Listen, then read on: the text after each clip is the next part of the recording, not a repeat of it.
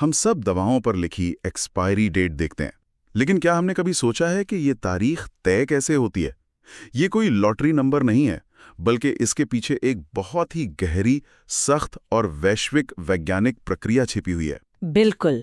और ये प्रक्रिया सिर्फ ये बताने के लिए नहीं है कि दवा कब फेंकनी है, बल्कि ये मरीज की सुरक्षा का एक वैज्ञानिक वादा है। एक ऐसा वादा कि इस तारीख तक ये दवा ठीक वैसा ही काम करेगी जैसा उसे करना चाहिए। तो आज हम इसी वादे के पीछे की साइंस को समझने वाले हैं। हमारे पास फार्मास्यूटिकल रजिस्ट्रेशन के लिए तकनीकी आवश्यकताओं के सामंजस्य पर अंतर्राष्ट्रीय सम्मेलन यानी ICH के कुछ प्रमुख दिशा निर्देश हैं। ये वो दस्तावेज हैं जो तय करते हैं कि एक दवा की स्थिरता या कहें कि उसकी स्टेबिलिटी को कैसे परखा जाता है। सही कहा। तो आज हमारा मिशन इन जटिल नियमों को आसान भाषा में समझना है और ये जानना है कि एक दवा को बाजार में आने से पहले किन किन अग्नि परीक्षाओं से गुजरना पड़ता है। और ये वाकई एक अग्नि परीक्षा है। चलिए शुरू करते हैं। तो सबसे पहले ये बताइए कि इन स्टेबिलिटी टेस्ट्स का असली मकसद क्या है? ये सिर्फ एक तारीख तय करने से तो कहीं ज्यादा होगा। हाँ, इसका मकसद सिर्फ तारीख तय करने से कहीं ज्यादा गहरा है। असल में हम ये समझना चाहते हैं कि समय के साथ अलग अलग पर्यावरणीय कारक, खासतौर पर तापमान, हवा में नमी और रोशनी, ये सब दवा की क्वालिटी पर क्या और कैसे असर डालते हैं। अच्छा। इन टेस्ट के नतीजों से 3 चीजें तय होती हैं। पहला, दवा का जो कच्चा माल है, मतलब ड्रग सब्सटेंस, उसके लिए एक रीटेस्ट पीरियड। ओके। दूसरा, बाजार में बिकने वाली दवा यानी ड्रग प्रोडक्ट के लिए एक शेल्फ लाइफ, जिसे हम एक्सपायरी डेट कहते हैं। और तीसरा, दवा को स्टोर करने के लिए सही कंडीशंस क्या होनी चाहिए, मतलब क्या इसे फ्रिज में रखना है या कमरे के तापमान पर। एक मिनट, तो क्या ये ICH ही एकमात्र संस्था है जो ये नियम बनाती है, या हर देश के अपने अलग अलग नियम भी होते हैं? बहुत अच्छा सवाल है। पहले ऐसा ही होता था और ये कंपनियों के लिए एक बहुत बड़ा सिरदर्द था। अमेरिका के लिए अलग टेस्ट, यूरोप के लिए अलग, जापान के लिए अलग। अरे बाप रे। जी, इसी समस्या को सुलझाने के लिए ICH बनाया गया।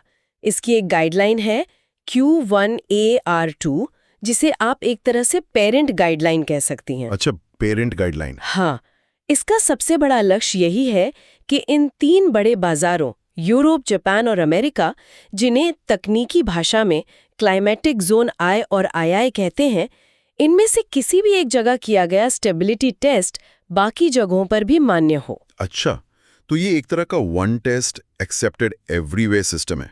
इससे तो दवा कंपनियों का बहुत समय और पैसा बचता होगा। तो इस मानकीकृत प्रक्रिया में होता क्या है? टेस्टिंग किस चीज की होती है? परीक्षण 2 स्तरों पर होता है। पहला, ड्रग सब्सटेंस यानी दवा का कच्चा एक्टिव माल, और दूसरा, ड्रग प्रोडक्ट यानी बाजार में बिकने वाली अंतिम दवा, जैसे टैबलेट, कैप्सूल या सिरप। ठीक है। जमा करना होता है। और ये बहुत जरूरी है कि ये बैच उसी प्रक्रिया और उन्हीं मशीनों पर बने जो बाद में बड़े पैमाने पर प्रोडक्शन के लिए इस्तेमाल होंगी। ऐसा नहीं हो सकता कि आप लैब में छोटे स्केल पर कुछ बना के टेस्ट कर लें। समझ गया, ताकि टेस्ट के नतीजे असल दुनिया के प्रोडक्शन से मेल खाएं। तो ये परीक्षण असल में किए कैसे जाते हैं? क्या दवा को बस एक सामान्य कमरे में रख दिया जाता है और इंतजार किया जाता है? नहीं, ये उससे कहीं ज्यादा नियंत्रित और सख्त प्रक्रिया है। गाइडलाइन Q1AR2 3 मुख्य तरह की टेस्टिंग कंडीशंस बताती है। पहली है long term testing. Long term. इसमें दवा को उसकी सामान्य प्रस्तावित स्टोरेज कंडीशन में लंबे समय तक रखा जाता है।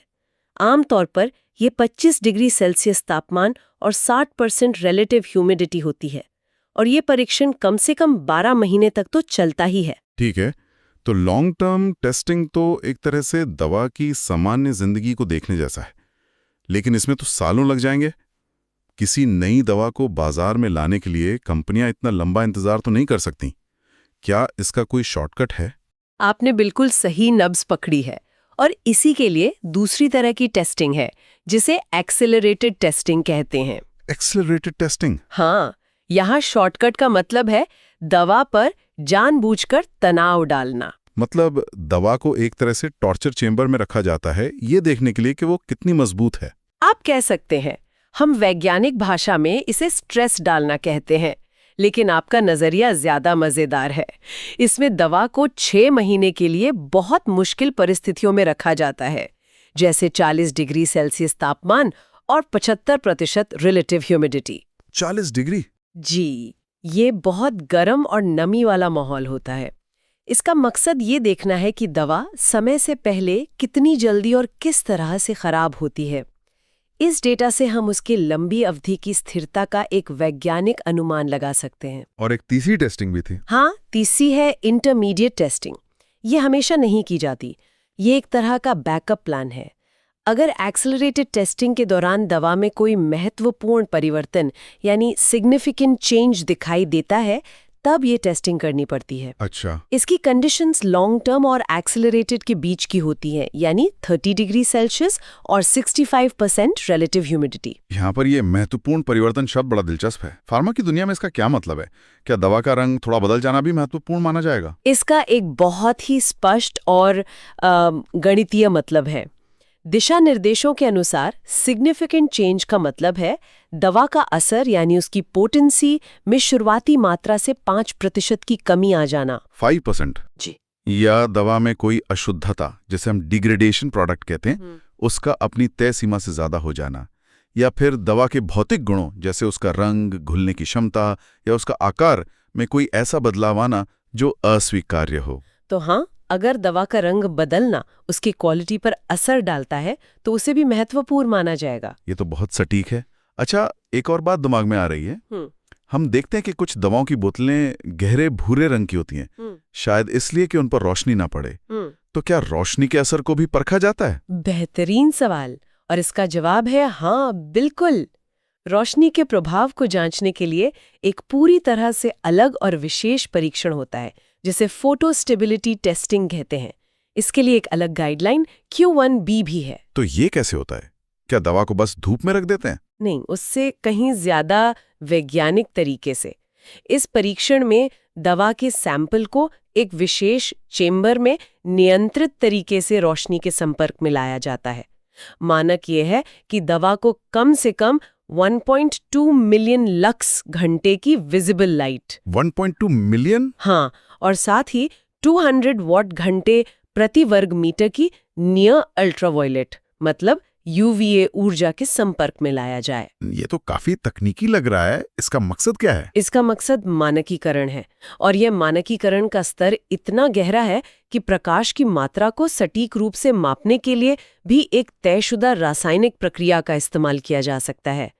लक्ष्य सिर्फ एक है, चाहे ये टेस्ट अमेरिका में हो या जापान में, नतीजे बिल्कुल एक जैसे और भरोसेमंद हों।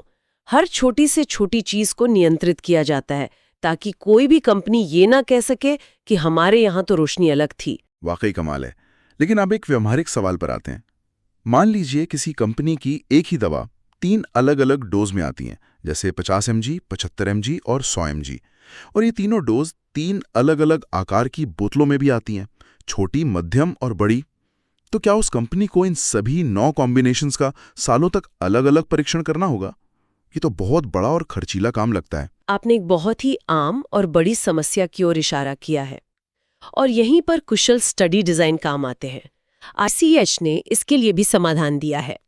गाइडलाइन Q1D 2 ऐसे ही स्मार्ट तरीकों के बारे में बताती है, ब्रैकेटिंग और मैट्रिक्सिंग। ब्रैकेटिंग और मैट्रिक्सिंग सुनने में तो किसी साइंस फिक्शन फिल्म के नाम लग रहे हैं। पहले ब्रैकेटिंग के बारे में बताइए। पहले ब्रैकेटिंग को समझते हैं। जैसा कि नाम से ही जाहिर है, इसमें आप सिर्फ एक्सट्रीम्स यानी दोनों छोरों का परीक्षण करते हैं। सिर्फ एक्सट्रीम्स का? जी। आपके उदाहरण में अगर दवा 50 mg, 75 mg और 100 mg की डोज में है, तो कंपनी सिर्फ सबसे कम यानी 50 mg और सबसे ज्यादा यानी 100 mg का पूरा परीक्षण करेगी। इसके पीछे वैज्ञानिक तर्क यह है कि बीच वाली 75 mg की स्थिरता इन दोनों के बीच ही होगी। इसी तरह सबसे छोटी और सबसे बड़ी बोतल का परीक्षण किया जाता है। अच्छा, ये तो काफी सीधा साधा तर्क है। और मैट्रिक्सिंग, ये कैसे अलग है? मैट्रिक्सिंग एक और स्मार्ट तरीका है जो थोड़ा ज्यादा जटिल है। इसे ऐसे समझिए कि आप हर मैच में अपनी पूरी टीम नहीं उतार रहे हैं, बल्कि रोटेशन पॉलिसी अपना रहे हैं। अच्छा, इसमें सभी कॉम्बिनेशन के सारे सैंपल हर तय समय पर टेस्ट नहीं किए जाते, बल्कि एक चुनिंदा सबसेट को एक समय पर और दूसरे सबसेट को अगले समय पर टेस्ट किया जाता है, जैसे हो सकता है कि बैच 1 को 3 और 9 महीने पर टेस्ट किया जाए और बैच 2 को 6 और 12 महीने पर। इससे कुल सैंपलों की संख्या बहुत कम हो जाती है, लेकिन फिर भी समय के साथ सभी कॉम्बिनेशन का एक अच्छा खासा डेटा मिल जाता है। ये तो काफी समय और संसाधन बचाने वाला लगता है। लेकिन क्या इन तरीकों में कोई जोखिम या ट्रेड ऑफ भी है? ऐसा तो नहीं हो सकता कि सिर्फ फायदे ही फायदे हों? बिल्कुल, और यही इसका ट्रेड ऑफ है। कंपनियां समय और पैसा तो बचाती हैं, लेकिन इसकी एक कीमत चुकानी पड़ती है। क्योंकि आपके पास पूरा डेटा नहीं होता, तो आपको ज्यादा सतर्क रहना पड़ता है। हो सकता है कि आपकी दवा असल में 30 महीने तक स्थिर रहती हो, लेकिन इन तरीकों से मिले कम डेटा के आधार पर आपको उसे 24 महीने की ही शेल्फ लाइफ देनी पड़े। अच्छा, तो शेल्फ लाइफ कम हो सकती है। हाँ, यह सुरक्षा और व्यापार के बीच एक बहुत ही सोचा समझा संतुलन है। इसलिए इन डिजाइन का उपयोग करने के लिए एक मजबूत वैज्ञानिक तर्क देना पड़ता है। ठीक है, तो महीनों के परीक्षण के बाद, चाहे वो फुल डिजाइन हो या ब्रैकेटिंग, सारा डेटा इकट्ठा हो जाता है। अब उस डेटा के पहाड़ से अंतिम एक्सपायरी डेट कैसे तय की जाती है? ये सिर्फ डेटा देखकर तो तय नहीं होता होगा। यानी स्टैटिस्टिकल एनालिसिस पर आधारित है और इसके नियम गाइडलाइन Q1E में बताए गए हैं। डेटा का मूल्यांकन करने के लिए रिग्रेशन एनालिसिस जैसी तकनीकों का उपयोग किया जाता है। रिग्रेशन एनालिसिस, क्या आप इसे सरल शब्दों में समझा सकते हैं? जरूर, इसे ऐसे समझिए जैसे आप किसी ढलान से लुढ़कती गेंद को देख रहे हैं। आप पहले कुछ सेकंड देखकर ये अंदाजा लगा सकते हैं कि गेंद आगे कितनी तेजी से जाएगी और 10 सेकंड बाद कहां पहुंचेगी। रिग्रेशन एनालिसिस भी यही करता है।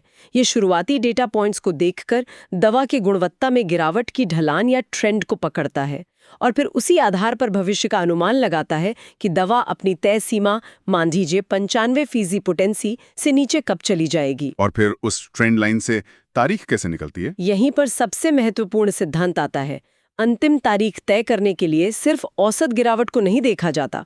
वैज्ञानिक 95% कॉन्फिडेंस लिमिट का उपयोग करते हैं। 95% कॉन्फिडेंस लिमिट। जी, वे उस ट्रेंड लाइन के आसपास एक आत्मविश्वास का दायरा या सेफ्टी मार्जिन बनाते हैं और वे ये पता लगाते हैं कि किस समय पर उस दायरे की निचली सीमा दवा की न्यूनतम स्वीकार्य सीमा को छू लेगी। तो ये एक तरह का वर्स्ट केस सिनेरियो लेकर चलना है। बिल्कुल सही। इससे यह सुनिश्चित होता है कि भविष्य में बनने वाले बैच भी, जिनमें स्वाभाविक रूप से थोड़ा बहुत अंतर हो सकता है, अपनी पूरी शेल्फ लाइफ तक सुरक्षित सीमा के भीतर ही रहेंगे। ये सिर्फ उस एक बैच के बारे में नहीं है जिसका परीक्षण किया गया, बल्कि आने वाले सभी बैचों के लिए एक गारंटी है। यहाँ पर एक और सवाल है। मान लीजिए किसी कंपनी ने 12 महीने तक लॉन्ग टर्म टेस्टिंग की है। ठीक है।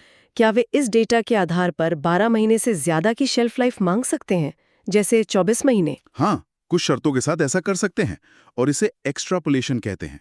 अगर 6 महीने की एक्सेलरेटेड टेस्टिंग में कोई महत्वपूर्ण बदलाव नहीं दिखता है, तो ये एक बहुत अच्छा संकेत है कि दवा काफी स्थिर है।